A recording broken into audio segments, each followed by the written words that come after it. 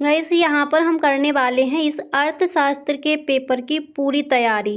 ठीक है, तो गाइस ये वीडियो आपको पूरा देखना है, काफ़ी ज़्यादा वायरल हो रही है ये आपकी video. Hello everyone, good morning all of you guys. Please subscribe YouTube channel and don't forget press the bell icon. My all videos like comment and share. So guys today I am going to share. तो guys यहाँ पर हम देखने वाले हैं अर्थशास्त्र का पूरा पेपर। ठीक है, पूरा आपका पेपर का फुल सॉल्यूशन यहाँ पर मिलेगा गाइस। अगर इस बार का बोर्ड एग्जाम देने वाले हो और अर्थशास्त्र के पेपर में पूरे के पूरे नंबर अगर आपको लाने हैं तो ये वीडियो आपको पूरा देखना है। ठीक है, अतलग उत्तरीय प्रश्न, लघु उत्तरीय प्रश्न, विस्तृत उत्तरीय प्रश्न कौन कौन से तैयार करने हैं, उन सभी प्रश्नों पर यहाँ पर हम डिस्कस करेंगे। तो पहले आपके कुछ ऑब्जेक्टिव क्वेश्चन है, इनको देख लीजिए। फर्स्ट यहाँ पर दिया गया है कि निम्न में से कौन सी एक फॉर्म न्यूनतम लागत फॉर्म होती है। ऑप्शन है पूर्ण प्रतियोगी फॉर्म, अपूर्ण प्रतियोगी फॉर्म, एकाधिकार फॉर्म या फिर द्वाधिकार फॉर्म। तो निम्न में से कौन सी एक फॉर्म न्यूनतम लागत फॉर्म होती है। तो यहाँ पर जो आपका फर्स्ट नंबर पर ऑप्शन है पूर्ण प्रतियोगी फॉर्म, यही आपका हो जाएगा राइट ऑप्शन। याद हो गया। अगर इस तरह से क्वेश्चन दिया जाए निम्न में से कौन सी एक फॉर्म न्यूनतम लागत फॉर्म होती है, तो पूर्ण प्रतियोगी फॉर्म जो आपका ऑप्शन है यही हो जाएगा आपका राइट ऑप्शन। अब इसी तरह से यहाँ पर आप देख सकते हो जो आपका दूसरा प्रश्न है वो क्या दिया गया है, इसको भी पढ़ लीजिए। तो सेकंड क्वेश्चन यहाँ पर है कि पूर्ण प्रतियोगिता के अंतर्गत एक फॉर्म की औसत आगम सीमांत आगम से कम होती है, से अधिक होती है, के बराबर होती है या फिर से असमध्य होती है। तो यहाँ पर जो आपका सी नंबर पर ऑप्शन है यही हो जाएगा आपका राइट ऑप्शन। क्लियर। इसी तरह से नेक्स्ट प्रश्न कौन सा तैयार करोगे उसको देखते हैं। अब इसके बाद यहाँ पर अगला प्रश्न आप तैयार कर लोगे कि मांग बढ़ने पर कीमत में वृद्धि होगी, मात्रा स्थिर होगी, कीमत में कमी होगी या फिर कीमत स्थिर रहेगी। तो यहाँ पर कौन सा ऑप्शन राइट हो जाएगा, मांग के बढ़ने पर कीमत में वृद्धि होगी। ठीक है, यहाँ पर कौन सा ऑप्शन राइट हो जाएगा, ए नंबर पर। इसी तरह से आपका यहाँ पर अगला प्रश्न क्या दिया गया है उसको भी देख लीजिए। तो नेक्स्ट क्वेश्चन आप देख सकते हो दिया गया है कि साधन मांग होती है प्रत्यक्ष, व्युत्पन्न, उचित या फिर इनमें से कोई नहीं। तो साधन मांग कैसी होती है, व्युत्पन्न होती है, यानी बी नंबर पर जो ऑप्शन है यही आपका हो जाएगा राइट ऑप्शन। अब इसी तरह से कुछ और भी आपके ऑब्जेक्टिव क्वेश्चन है उनको भी देखते हैं। जो आपके इंपॉर्टेंट क्वेश्चन है उन्हीं को यहाँ पर रखा गया है। समष्टि अर्थशास्त्र के प्रवर्तक कौन थे, J R. Hicks, J H. Hansen, J M. Keynes या फिर ए.सी. पीगू। तो समष्टि अर्थशास्त्र के अगर प्रवर्तक पूछे जाए तो कौन है, जे.एम. कीन्स। ठीक है, समष्टि अर्थशास्त्र के प्रवर्तक कौन थे, जे.एम. कीन्स। क्लियर। इसी तरह से यहाँ पर अगला प्रश्न आपका क्या दिया गया है उसको भी देख लीजिए। तो नेक्स्ट क्वेश्चन यहाँ पर है कि समष्टि अर्थशास्त्र में किस विचार का अध्ययन किया जाता है। समष्टि अर्थशास्त्र यानी विशाल अर्थशास्त्र, बड़ा अर्थशास्त्र।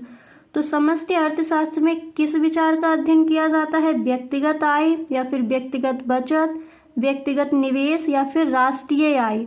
तो समष्टि अर्थशास्त्र का मतलब होता है विशाल अर्थशास्त्र यानी बड़ा अर्थशास्त्र। तो इसके अंदर हम पूरे राष्ट्र की आय का अध्ययन करते हैं, ना कि एक व्यक्ति की आय का। ठीक है, तो यहाँ पर खुद से भी आप लगा सकते थे, सी नंबर पर ऑप्शन राइट हो जाएगा राष्ट्रीय आय।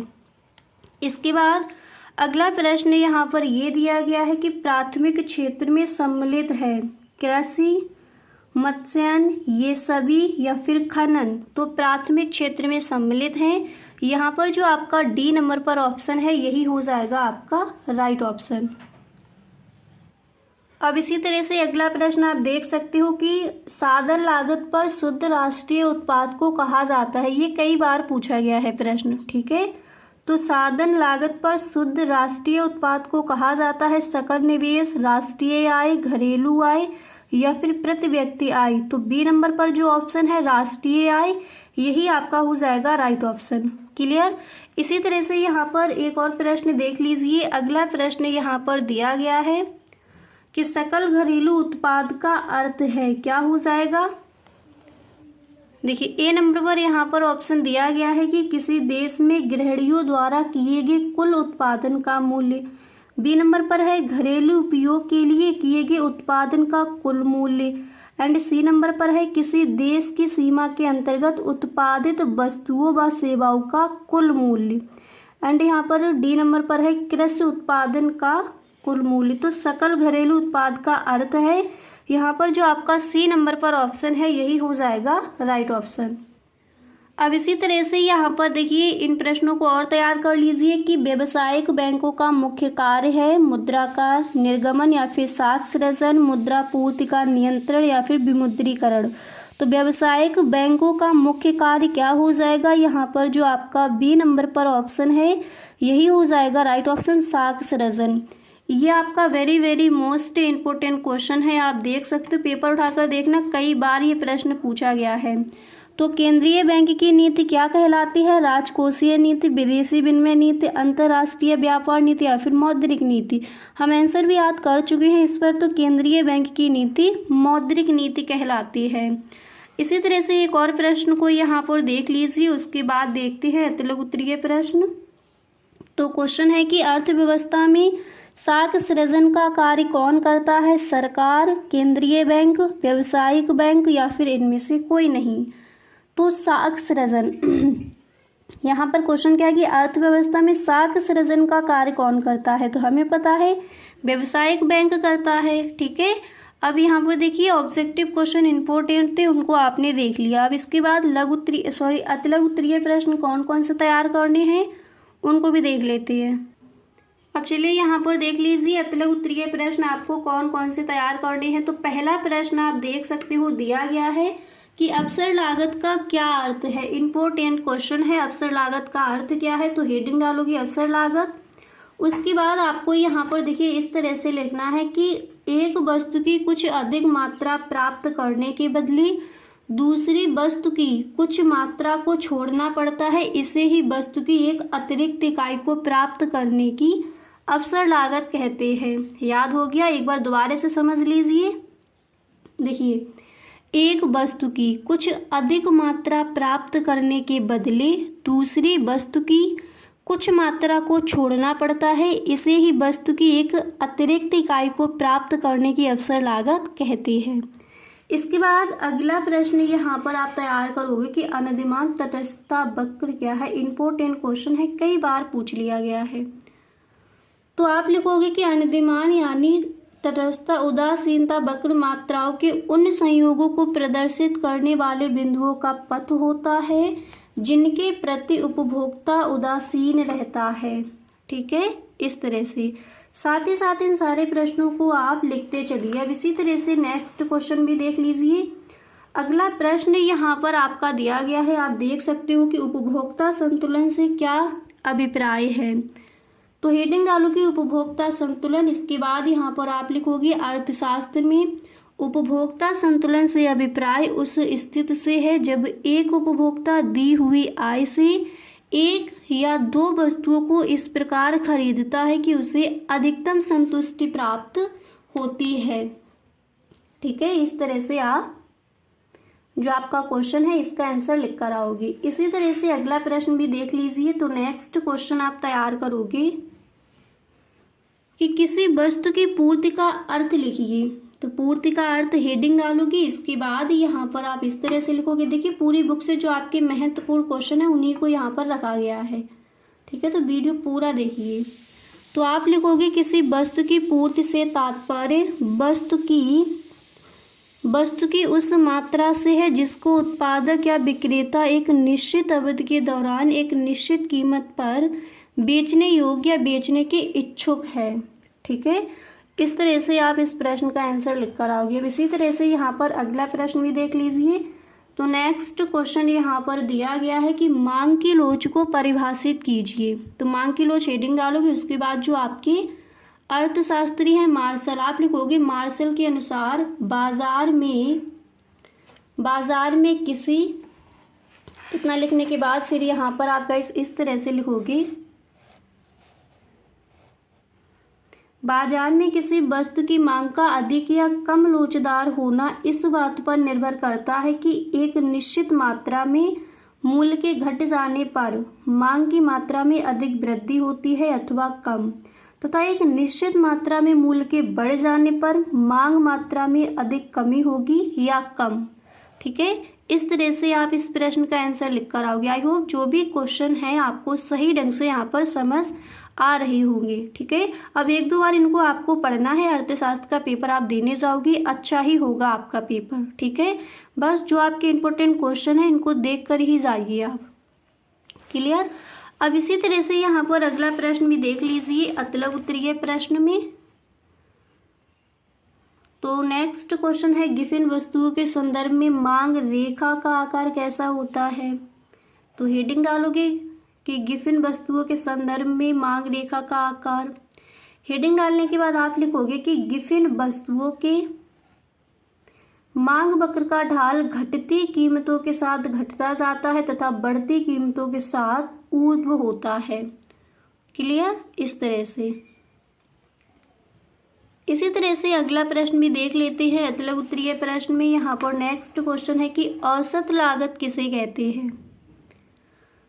तो आप यहाँ पर हेडिंग डालोगे औसत लागत। आप लिखोगे कुल लागत को कुल उत्पादित इकाइयों से भाग देने पर जो लागत आती है वही औसत लागत यानी एसी कहलाती है। सूत्र के रूप में यहाँ पर आप इस तरह से लिखोगे कि औसत लागत बराबर कुल लागत अपन कुल उत्पादित इकाइयाँ। इसी तरह से अगला प्रश्न यहाँ पर क्या दिया गया है उसको भी देख लीजिए। तो आप देख सकते हो जो आपका नेक्स्ट प्रश्न है यहाँ पर दिया गया है कि परिवर्ती लागत के कोई 3 उदाहरण दीजिए। तो हेडिंग डालोगी परिवर्ती लागत के 3 उदाहरण। आप लिखोगे परिवर्ती लागत के 3 उदाहरण इस प्रकार है। पहला है प्रत्यक्ष मजदूरी लागत, कच्चे माल की लागत एंड तीसरा यहाँ पर आप लिखोगे बिक्री कमीशन। तो परिवर्ती लागत के कोई 3 उदाहरण दीजिए। आप इस तरह से लिख कर आओगे। इसी तरह से नेक्स्ट प्रश्न आप कौन सा तैयार करोगे उसको देख लेते हैं। इसी तरह से अगला प्रश्न आपको तैयार करना है कीमत रेखा किसे कहते हैं यानी प्राइस लाइन क्या है। आप सबसे पहले तो हेडिंग डालोगे कीमत रेखा। हेडिंग डालने के बाद देखिए जिस भी प्रश्न का आप वहाँ पर आंसर लिखो आप साथ ही साथ उसकी हेडिंग भी डालनी है। एकदम सही ढंग से वहाँ पर लिखना है जैसे टॉपर अपनी कॉपी को लिखती है। ठीक है, तो अर्थशास्त्र में आप पूरे के पूरे नंबर लाना चाहते हो उसी तरह से आपको अपनी तैयारी भी करनी है। क्लियर। आप लिखोगे कीमत रेखा वह रेखा है जो एक्स अक्ष के समांतर एक निश्चित कीमत के लिए खींची जाती है। यह फर्म की मांग वक्र को प्रदर्शित करती है। यह बाजार कीमत तथा फर्म के उत्पाद के संबंध को दर्शाती है। सभी फर्मों को इस रेखा का सामना करना पड़ता है। फिर आप लिखोगे कि कीमत रेखा पर ER बराबर MR बराबर प्राइस। इसी तरह से अगला प्रश्न आप कौन सा तैयार करोगे उसको देख लीजिए। नेक्स्ट क्वेश्चन आपको तैयार करना है कि मजदूरी की न्यूनतम सीमा क्या है। तो मजदूरी की न्यूनतम सीमा क्या है आप हेडिंग डालोगे मजदूरी की न्यूनतम सीमा। इसके बाद यहाँ पर आप इस तरह से लिखोगे कि श्रमिकों का सीमांत त्याग अथवा उनका रहन सहन का स्तर मजदूरी की न्यूनतम सीमा को निश्चित करता है। ठीक है, इस तरह से आपको इस प्रश्न का आंसर लिख कर आना है। क्लियर। अब गाइस यहाँ पर देखिए कुछ और भी आपके अतलग उत्तरीय प्रश्न हैं उनको भी देख लेते हैं। अब इसी तरह से गाइस यहाँ पर आप देख सकते हो नेक्स्ट क्वेश्चन आपको तैयार करना कि अप्रत्यक्ष विनिमय से क्या आशय है। ठीक है, तो सबसे पहले हेडिंग डालोगे अप्रत्यक्ष विनिमय। आप लिखोगे कि अप्रत्यक्ष विनिमय प्रणाली। इतना लिखने के बाद यहाँ पर आप लिखोगे कि अप्रत्यक्ष विनिमय प्रणाली। इसके बाद आगे आपको लिखना है के अंतर्गत अदल बदल संबंधी क्रियाएं मुद्रा के माध्यम से होती हैं। व्यक्ति अपनी अतिरिक्त वस्तुओं को बेचकर मुद्रा प्राप्त करता है और मुद्रा की सहायता से अपनी आवश्यकता की अन्य वस्तुओं को खरीद लेता है। तो समझ आ गया जो आपका क्वेश्चन यहाँ पर दिया गया था कि अप्रत्यक्ष विनिमय से क्या आशय है। इस तरह से लिख कर आओगे। अब देखिए प्रत्यक्ष विनिमय क्या है। ठीक है, इसको भी समझ लीजिए। तो प्रत्यक्ष विनिमय प्रणाली क्या है सबसे पहले हेडिंग डालोगी प्रत्यक्ष विनिमय प्रणाली। आप लिखोगी कि वस्तुएं एवं सेवाओं के प्रत्यक्ष रूप से आदान प्रदान को प्रत्यक्ष विनिमय प्रणाली कहते हैं। यही वस्तु विनिमय प्रणाली कहलाती है, जैसे गेहूं से चीनी की अदल बदल। क्लियर। इसी तरह से अगला प्रश्न है कि मुद्रा क्या है। अतल उत्तरीय प्रश्न में कई बार पूछ लिया गया है क्वेश्चन, ठीक है।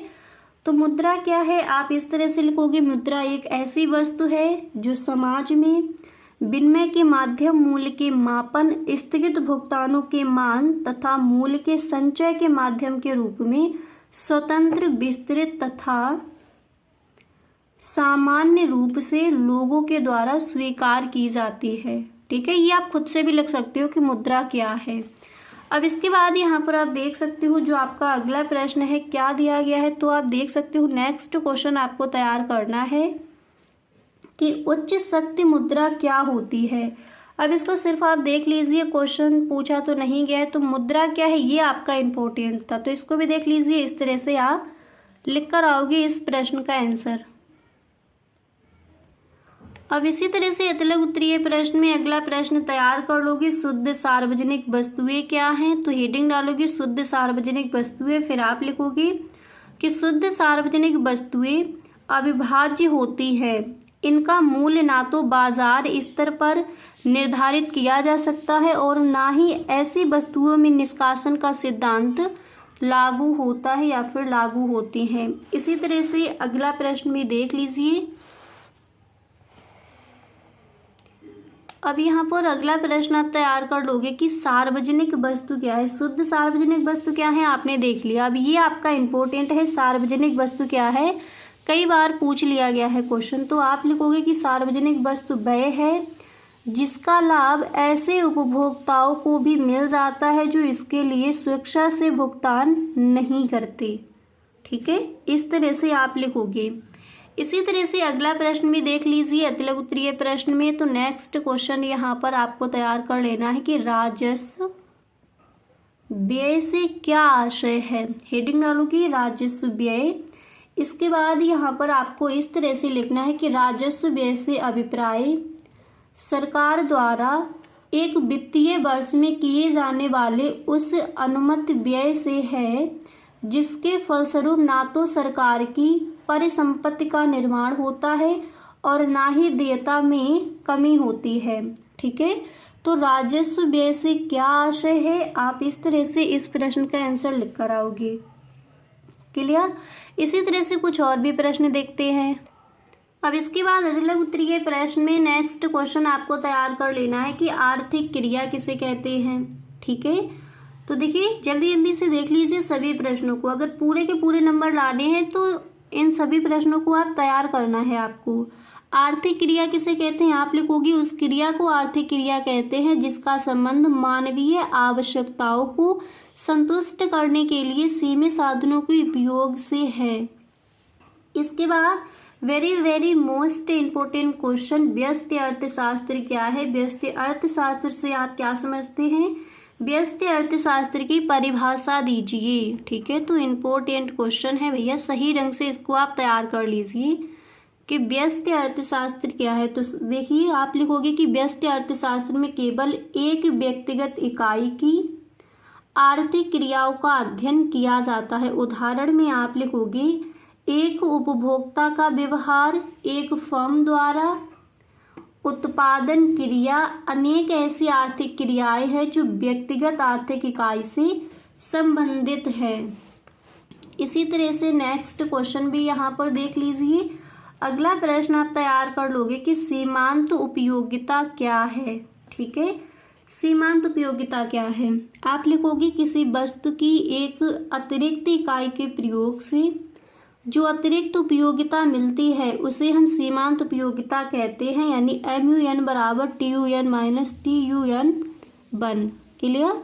अब इसके बाद नेक्स्ट क्वेश्चन भी देख लीजिए, संयुक्त मांग को परिभाषित कीजिए। वेरी मोस्ट इम्पोर्टेंट क्वेश्चन है। तो संयुक्त मांग क्या है, ये इसका आंसर आप देख भी चुके हो, एक बार दोबारा से देख लीजिए कि जब एक ही उद्देश्य की पूर्ति के लिए एक ही समय पर एक से अधिक वस्तुओं की मांग एक साथ की जाती है तब ऐसी मांग को हम संयुक्त मांग कहते हैं। जैसे गेंद, बल्ला, अगर आप गेंद लोगे तो बल्ला भी आपको साथ में लेना है, स्कूटर, पेट्रोल, ठीक है। तो संयुक्त मांग आई होप सही ढंग से आपको समझ आ गया होगा। इसी तरह से अगला प्रश्न क्या है उसको भी देख लेते हैं, उत्पादन फलन क्या है, ठीक है। तो चलिए देख लीजिए उत्पादन फलन क्या है। आप इस तरह से लिखोगे, उत्पादन फलन भौतिक आगतों तथा भौतिक उत्पादन के बीच कार्यात्मक संबंध का अध्ययन करता है। इसमें केवल भौतिक आगतों तथा उत्पादन को ध्यान में रखा जाता है, उनके बाजार मूल्य को नहीं। ठीक है, इसके बाद यहाँ पर आप लिखो क्यू एक्स बराबर एफ, फिर आपको कोष्टक में लिखना है A comma B comma C comma D. And इसके बाद नेक्स्ट क्वेश्चन है कि सीमांत लागत को परिभाषित कीजिए। तो सीमांत लागत क्या है उसको यहाँ पर सही ढंग से देख लीजिए। इसकी परिभाषा क्या हो जाएगी, आप लिखोगे कि किसी वस्तु की एक कम या एक अधिक इकाई का उत्पादन करने से कुल लागत में जो अंतर आता है उसे हम सीमांत लागत कहते हैं। अब इसके बाद यहाँ पर कुछ और भी प्रश्न हैं, उनको भी देख लीजिए। अतिलघु उत्तरीय प्रश्न में एक भी प्रश्न वहाँ पर आपका छूटने वाला नहीं है। तो नेक्स्ट क्वेश्चन है पूर्ति का नियम क्या है। तो इसको हम देख भी चुके हैं, कई बार इस प्रश्न का आंसर देखा है। तो आप इस तरह से लिखोगे कि अब देखिए इसको आपको ध्यान में नहीं रखना है कि अन्य बातें समान रहने पर। यहाँ से देखिए, वस्तु की कीमत बढ़ने पर पूर्ति बढ़ जाती है तथा कीमत कम होने पर पूर्ति कम हो जाती है, इतना आपको याद रखना है। क्लियर। इसी तरह से नेक्स्ट क्वेश्चन है पूर्ण प्रतियोगिता क्या है। ये very very most important question है और ये बाजार का क्या आशय है ये भी इम्पोर्टेंट है। तो पूर्ण प्रतियोगिता क्या है सही से समझिए। आप लिखोगे पूर्ण प्रतियोगिता बाजार की वह स्थिति है जिसमें क्रेता और विक्रेता बड़ी संख्या में समरूप वस्तु का विनिमय करते हैं, उनको बाजार की अवस्था का पूर्ण ज्ञान होता है तथा कीमत की प्रवृत्ति समस्त बाजार में एक समान होने की होती है। इस तरह से लिखोगे कि पूर्ण प्रतियोगिता क्या है। इसके बाद बाजार से क्या आशय है, very very most important question है इस बार के बोर्ड एग्जाम के लिए। तो बाजार से क्या आशय है, आप लिखोगे बाजार का आशय किसी स्थान से नहीं वरन उस समस्त क्षेत्र से होता है जहाँ किसी वस्तु के क्रेता और विक्रेता फैले हुए होते हैं। ठीक है, खुद से भी आप लिख सकते हो बाजार क्या है। ठीक है, इसी तरह से अगला प्रश्न देख लीजिए कि संतुलन कीमत क्या है। ओके, संतुलन कीमत हम किसे कहेंगे, आप इस तरह से लिख कर आओगे कि जिस कीमत पर क्रेता वस्तु को खरीदने के लिए तैयार है तथा विक्रेता बेचने को तैयार है वह वस्तु की संतुलन या साम्य कीमत होती है। संतुलन कीमत पर वस्तु की मांग और वस्तु की पूर्ति आपस में बराबर होती है। ठीक है, इस तरह से। इसके बाद मध्यवर्ती वस्तुएं क्या हैं, गिफिन वस्तुएं क्या हैं, ये इम्पोर्टेंट क्वेश्चन है। तो मध्यवर्ती वस्तुएं क्या है पहले इसको देख लीजिए। आप लिखोगे कि अर्धनिर्मित वस्तुओं को मध्यवर्ती वस्तु कहा जाता है। एक फर्म का ऐसा उत्पाद, देखिए अगर अतिलघु उत्तरीय प्रश्न में पूछा जाता इतना भी आप लिखते हो तब भी ठीक है, इसको भी देख लीजिए समझ लीजिए। देखिए एक फर्म का ऐसा उत्पाद जिसका अंतिम उपभोग ना होकर किसी दूसरी उत्पादन प्रक्रिया में कच्चे माल के रूप में प्रयोग होता है तो उसे ही हम कहते हैं मध्यवर्ती वस्तुएं। आप एक लाइन में भी लिख सकते हो अर्धनिर्मित वस्तुओं को हम मध्यवर्ती वस्तुएं कहते हैं। अब इसी तरह से अगला प्रश्न में यहाँ पर देख लीजिए। तो नेक्स्ट क्वेश्चन आप तैयार कर लेंगे, अगला प्रश्न आप तैयार कर लेंगे, समष्टि अर्थशास्त्र किसे कहते हैं। आप लिखोगे समष्टि अर्थशास्त्र में सामूहिक स्तर पर आर्थिक समस्याओं जैसे संपूर्ण अर्थव्यवस्था के कुल उपभोग, सामान्य कीमत स्तर, कुल रोजगार, राष्ट्रीय आय आदि का अध्ययन किया जाता है। समष्टि अर्थशास्त्र का मतलब होता है विशाल अर्थशास्त्र। इसके अंदर हम पूरे राष्ट्रीय आय यानी राष्ट्रीय आय, कुल रोजगार, कीमत स्तर, इन सब का अध्ययन किसके अंदर करेंगे, समष्टि अर्थशास्त्र के अंतर्गत करते हैं। तो यहाँ पर अतिलघु उत्तरीय प्रश्न कौन कौन से तैयार करने हैं उन सारे प्रश्नों पर यहाँ पर हमने डिस्कस कर लिया है। तो गाइस आई होप ये वीडियो आपको पसंद आया होगा। इसी तरह से लघु उत्तरीय प्रश्न हम देखेंगे नेक्स्ट वीडियो में। तो गाइस आज के लिए बस इतना ही, अब मिलते हैं नेक्स्ट वीडियो में। अगर सच में वीडियो अच्छा लगा है तो please tell me in the comment box. Okay, thank you so much.